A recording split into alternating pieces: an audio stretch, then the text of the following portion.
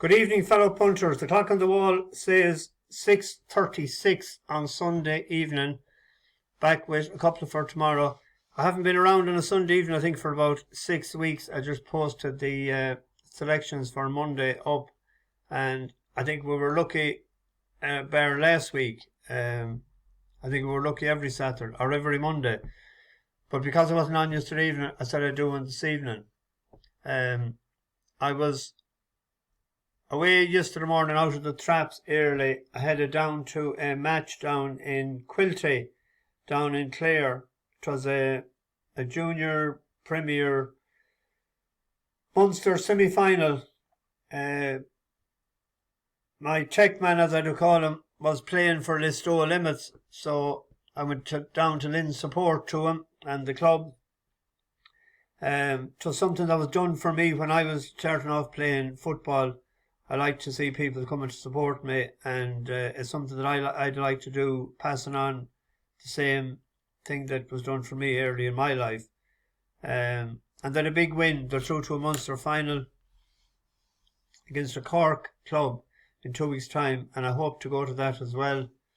So out of the traps early this morning, so I didn't get any racing yesterday, bar the race or the match was over when I seen the triple trade race. I didn't see Floating Porter. You know that he finished third, and there was some horse hampered him, but I might look at that in a few minutes.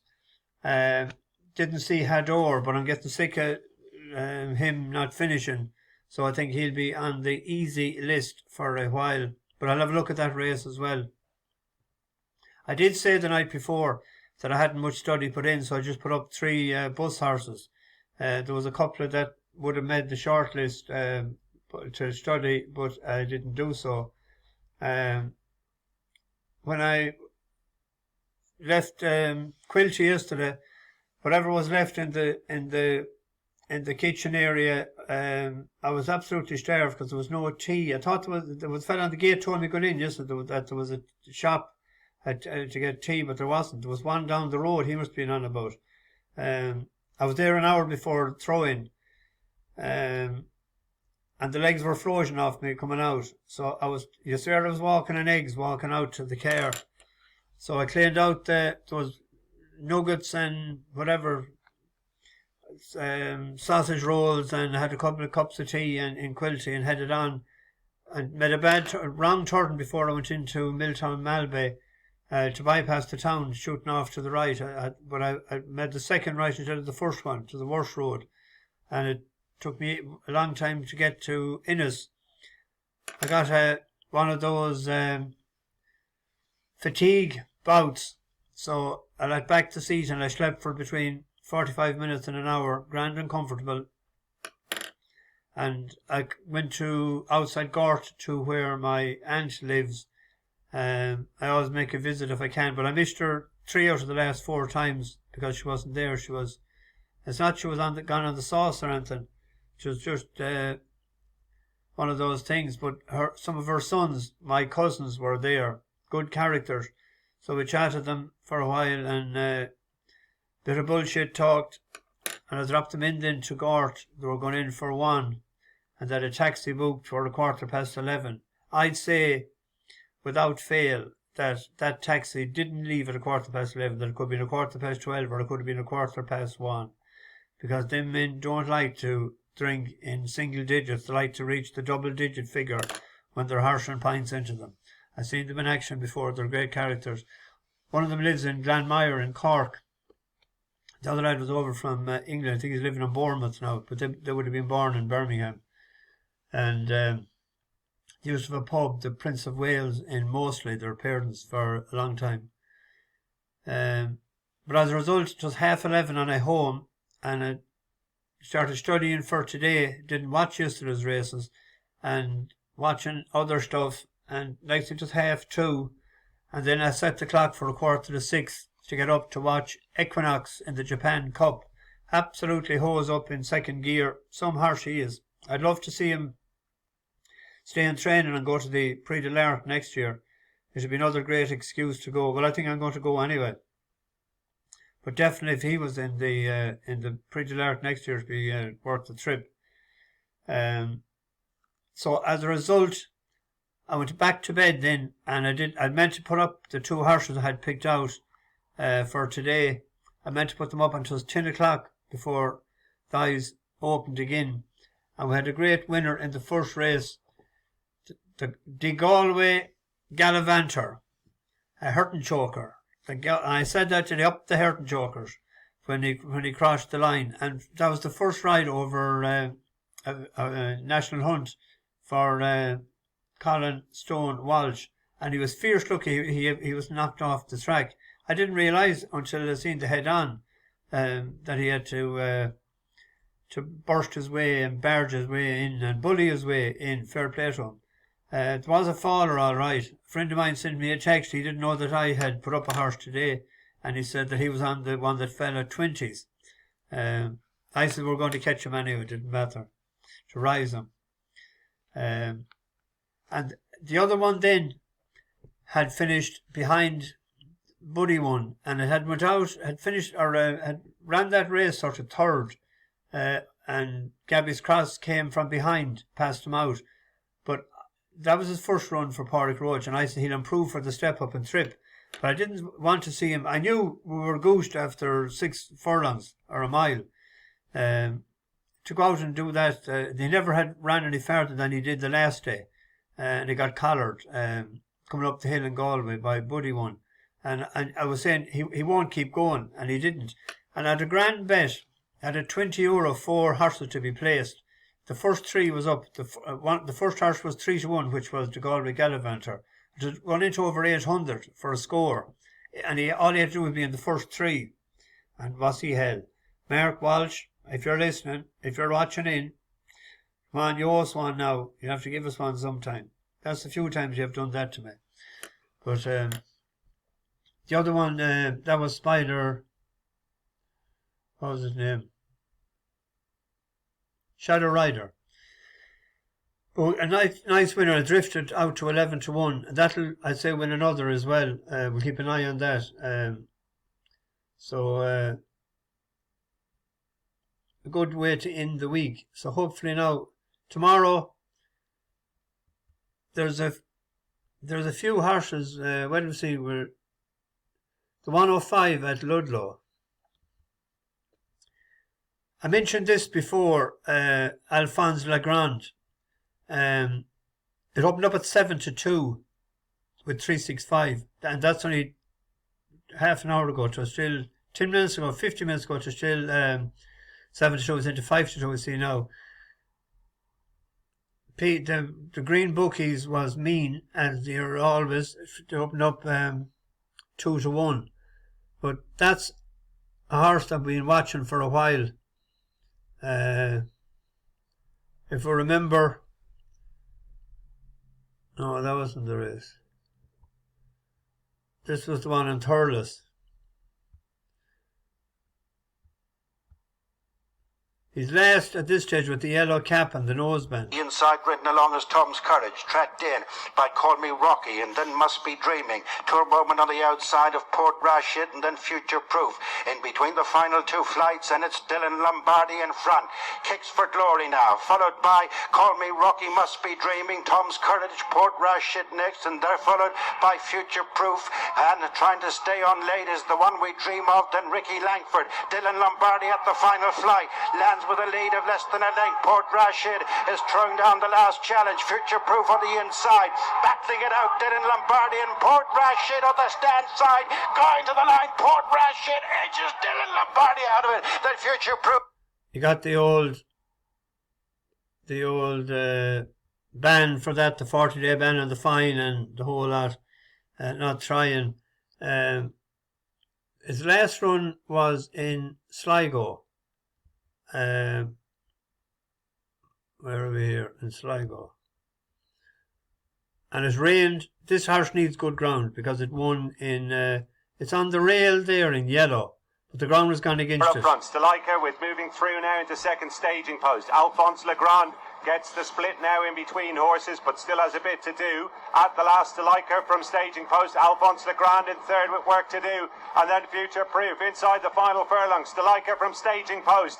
As they race now with 50 yards to go, Steliker is keeping up the gallop and will be another one for Willie Mullins. Kieran Callan in the plate. Steliker from staging post. Alphonso. That was a big, strong horse of Mullins's. After changing years at the time. But if you look at this horse, it won a race above in Dundalk. And when you win in Dundalk, you need top of the ground. And it had rained that evening in Sligo. That slowed him down. But it won for Bill Cody and then transferred to Tony. 150 to 1, 250 to 1 handbrake in the on position.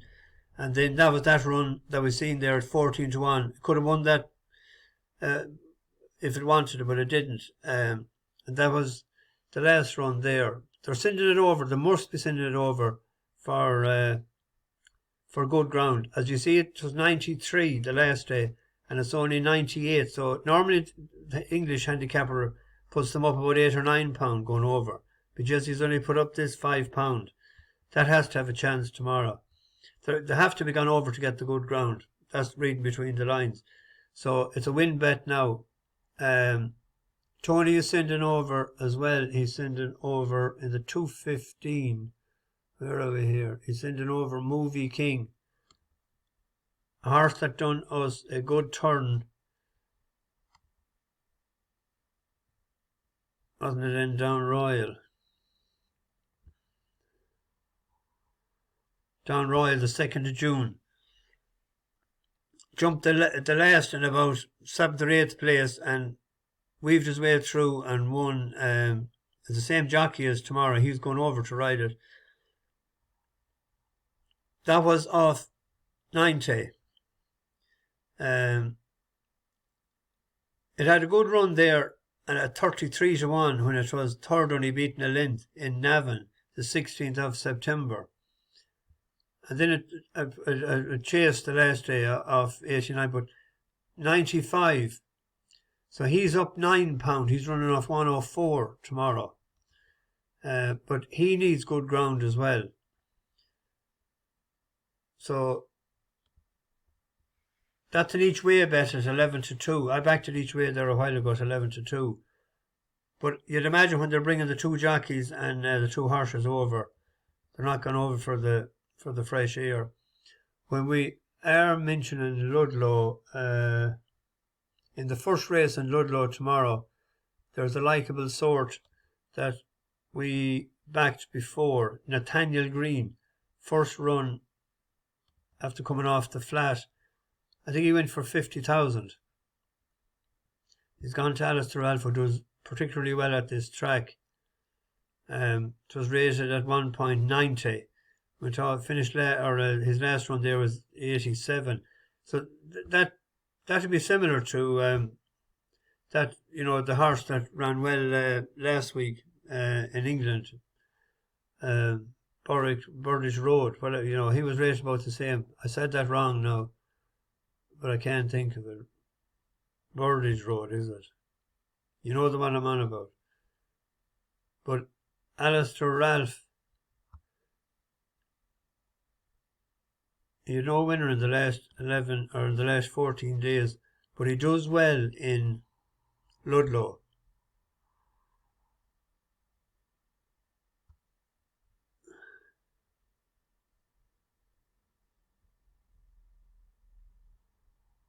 This year he has 9 wins and 2 places out of 32. That's 28%. And if you go lifetime,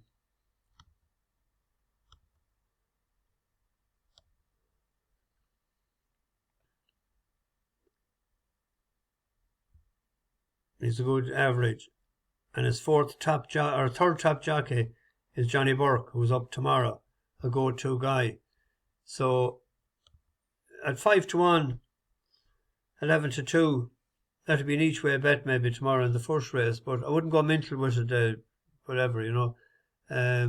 There's one in Kempton for fear I was saying better get one in Kempton for fear them two in Ludlow might be pulled out, or pulled out before. The 305. We have two horses that won money for us last year. The very bottom one, Glory de Thon, won for us, won twice for us, didn't it?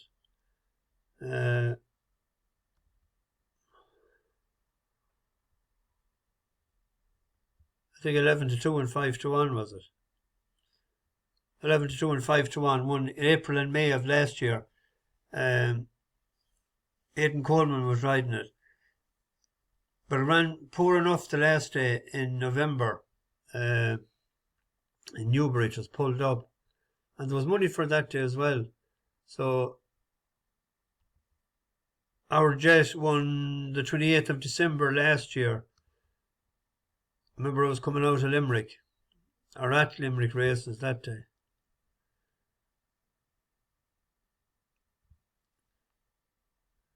That was in the same race with James, wasn't it? But the one that ran well in Kempton the last day is Thelasthighking. I thought that might be the best, very aptly named by Roderick O'Connor. Was he the last Hiking of Ireland? The history enthusiasts will let us know, I'm sure. But it's only a 7-year-old. It has 5 chase runs, 2 wins and 2 places. And it ran well enough the last day.